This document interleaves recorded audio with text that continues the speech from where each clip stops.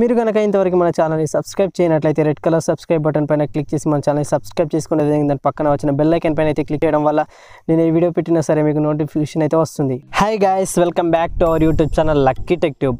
Friends, ఈ వీడియోలో మనం పెట్రోల్ని ఏ విధంగా వెలికి తీస్తారు, స్టార్టింగ్ నుంచి లాస్ట్ పెట్రోల్ రెడీ అయ్యేంత వరకు ప్రాసెస్ మొత్తాన్ని ఈరోజు ఈ వీడియోలో చూద్దాం. వీడియోని ఎక్కడ స్కిప్ చేయకుండా ఎండ్ వరకు అయితే చూడండి, అప్పుడు వీడియో మొత్తం అయితే మీకు అర్థమవుతుంది. పెట్రోల్ అనేది తయారు చేయాలి అంటే మెయిన్గా కావాల్సింది క్రూడ్ ఆయిల్ అంటే ముడి చమురు. ఇది సాధారణంగా అందరికీ తెలిసిన విషయమే.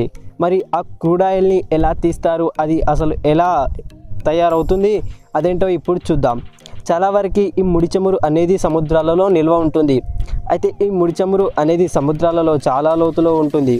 చనిపోయిన జీవుల ఎముకల వల్ల ఈ ముడి చమురు అనేది ఏర్పడుతుంది. చనిపోయిన జంతువుల అస్థికలు సముద్రాలలోని లోపల ఇసుకలలో మునిగిపోవడం వల్ల ఈ ఆయిల్ అనేది ఏర్పడుతుంది. ఇరుకు భాగం ఉండడం వల్ల అక్కడ ఆక్సిజన్ అనేది లేకపోవడం మూలంగా ఈ ఎముకలు అనేవి క్రూడ్ ఆయిల్గా మారతాయి. అయితే ఎముకలు క్రూడ్ ఆయిల్గా మారాలి అంటే చాలా సంవత్సరాలు పడుతుంది. అయితే క్రూడ్ ఆయిల్ని అంత సులభంగా బయటికి తీయలేరు. సముద్రంలో అది ఎక్కడ ఉందో కనుక్కోవడం అనేది చాలా కష్టం. ఈ ముడి చమురుని వెలికి తీయడానికి చాలా ఖర్చు అయితే అవుతుంది. అయినా సరే చాలా వరకు క్రూడ్ ఆయిల్ అనేది దొరకదు. భూమిలో అంత లోపల ఉన్నటువంటి క్రూడ్ ఆయిల్ని ఎలా గుర్తిస్తారో ఇప్పుడు చూద్దాం. సౌండ్స్ వేవ్స్ ద్వారా క్రూడ్ ఆయిల్ని కనుగొంటారు. ఒక వెహికల్ ద్వారా సౌండ్స్ వేవ్స్ని భూమి లోపలికి పంపిస్తారు. అదేవిధంగా అలా పంపించిన సౌండ్స్ వేవ్స్ని ఒక రిసీవర్ ద్వారా రిసీవ్ అనేది చేసుకుంటారు. ఈ ప్రక్రియలో క్రూడ్ ఆయిల్ ఉన్న చోట సౌండ్ వేవ్స్ చేంజెస్ అనేవి ఉంటాయి. అలా క్రూడ్ ఆయిల్ అనేది బయటపడుతుంది. అయితే ఈ ప్రాసెస్ ద్వారా 100%గా అక్కడ ఆయిల్ ఉందని చెప్పలేం. అలా కనుగొన్న ప్రదేశంలో 2 రకాల ఆయిల్ అనేవి ఉంటాయి. ఒకటి న్యాచురల్ గ్యాస్, మరొకటి ముడి చమురు ఉండొచ్చు. ఎక్కడైతే సౌండ్ వేవ్స్ చేంజెస్ వచ్చాయో అక్కడ మిషన్లతో డ్రిల్లింగ్ చేయడం అనేది చేస్తారు. చాలా లోతు వరకు డ్రిల్లింగ్ చేయవలసి ఉంటుంది. కాబట్టి లోపలికి వెళ్ళిన కొద్ది సముద్రం యొక్క ప్రెజర్ అనేది పెరిగిపోతుంది. దానివల్ల చేసిన హోల్ అనేది కొలాప్స్ అయ్యే అవకాశం కూడా ఉంటుంది. అందుకోసమే కొద్ది దూరం డ్రిల్లింగ్ చేశాక అందులోకి కేసింగ్ పైప్ని పంపిస్తారు.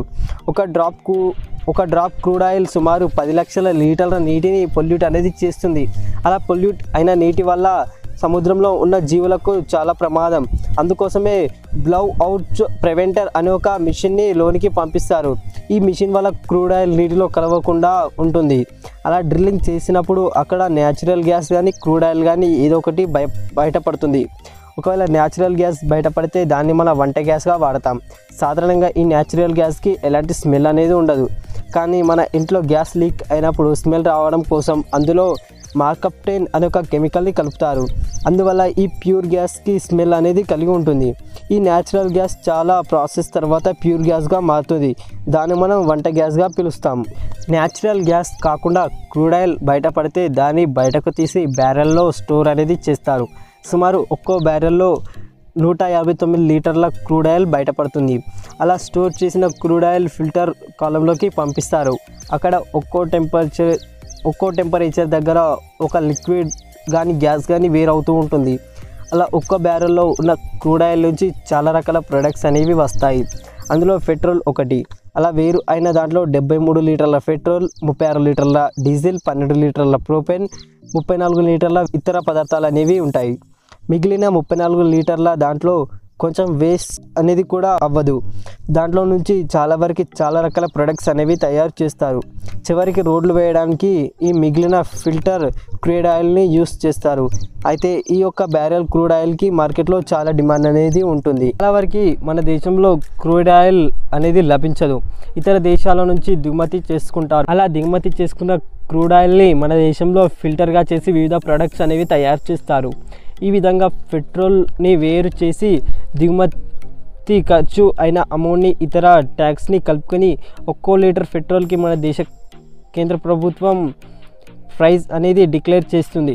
అలా ఫిల్టర్ చేసిన పెట్రోల్ని ట్రాన్స్పోర్ట్ చేసి పెట్రోల్ బంక్లలో స్టోర్ అనేది చేస్తారు. మనం ప్రతిరోజు వాడే పెట్రోల్ ఇలానే తయారయ్యి వస్తుంది. పెట్రోల్ అనే కాదు, మన నిత్య జీవితంలో వాడే చాలా రకాల వస్తువులని ఈ క్రూడ్ ఆయిల్ నుంచే తయారు చేస్తారు. రోడ్డు పైన వేసే తారు నుంచి మనం వాడే ప్లాస్టిక్ వస్తువుల వరకు ఈ క్రూడ్ ఆయిల్ని వినియోగిస్తారు. అయితే రోజు రోజుకి క్రూడ్ ఆయిల్ వినియోగం అనేది పెరిగిపోవడం వల్ల దాని నిల్వలు అనేవి తగ్గిపోయాయి. ఒకవేళ క్రూడ్ ఆయిల్ అనేది దొరకకపోతే ప్రపంచంలో యంత్రాంగ వ్యవస్థ అనేది స్తంభించిపోతుంది ఫ్రెండ్స్. ఇలా క్రూడ్ ఆయిల్ నుంచి పెట్రోల్ అయితే తయారు చేస్తారు ఫ్రెండ్స్. ఈరోజు ఈ వీడియో మీకు అర్థమైందని నేను అనుకుంటున్నాను ఫ్రెండ్స్. వీడియో నచ్చితే లైక్ అయితే చేయండి ఫ్రెండ్స్. అదేవిధంగా మీ ఫ్రెండ్స్ అండ్ ఫ్యామిలీ మెంబర్స్కి అయితే వీడియోని షేర్ చేయండి ఫ్రెండ్స్. మన ఛానల్కి ఎవరైనా కొత్తగా విజిట్ చేసిన వాళ్ళు సబ్స్క్రైబ్ చేసుకొని అదేవిధంగా దానిపైన ఉన్న బెల్ ఐకాన్ పైన అయితే క్లిక్ చేసి ఆల్ పైన అయితే క్లిక్ చేయండి ఫ్రెండ్స్. అప్పుడు నేను అప్లోడ్ చేసే ప్రతి వీడియో నోటిఫికేషన్ అయితే మీకు వస్తుంది ఫ్రెండ్స్. నెక్స్ట్ వీడియోతో మళ్ళీ కలుసుకుందాం. అంతవరకు బాయ్, జై హింద్.